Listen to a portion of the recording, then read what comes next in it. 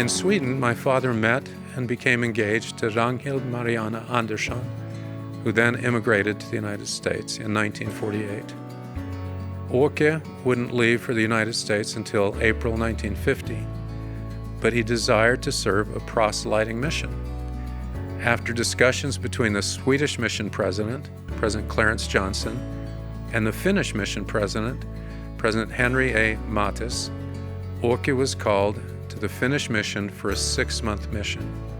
So at age 32, he was set apart in November 1949 by President Mattis. Elder Renlund was among the first native Finns to serve any type of mission in Finland after the creation of the Finnish mission in 1947.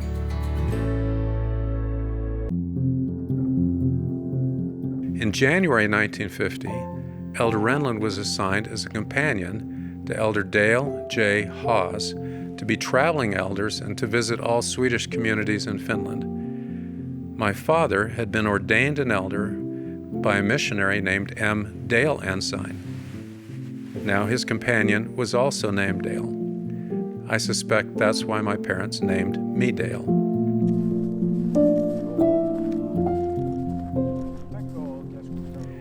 Elder Haas and Elder Renlund announced meetings in many communities in the newspapers.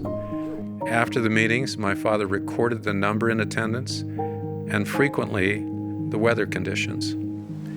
Their last public meeting was in the town of Sideby.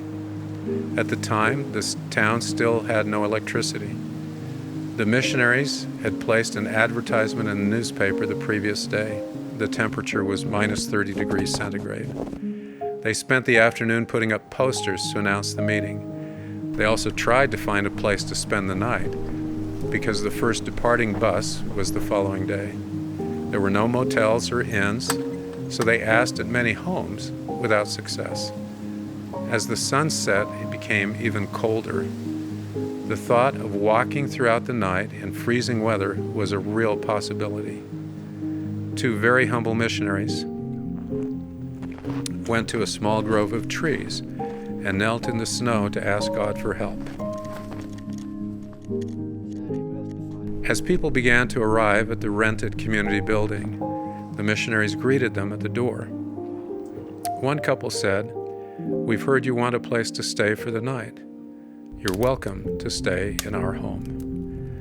The missionaries had good warm beds that night, and in the morning were fed a well-prepared breakfast. The people refused any payment. When the missionaries left, they returned to the grove, knelt in the snow, and asked God to bless that home and the people who lived there.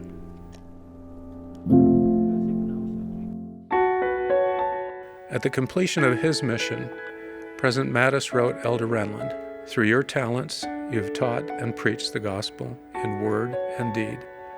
Through you, many of our Heavenly Father's children heard the gospel preached for the first time." Fast forward to 1963. My parents were called as church building missionaries.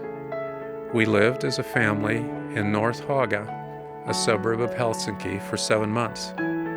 My father worked on the meeting house in Haga.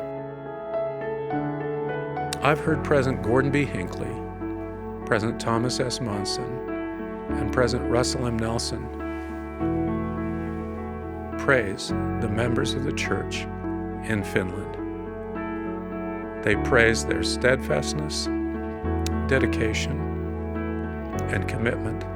That was true of Mats Ake Renlund. I hope it will be true for me.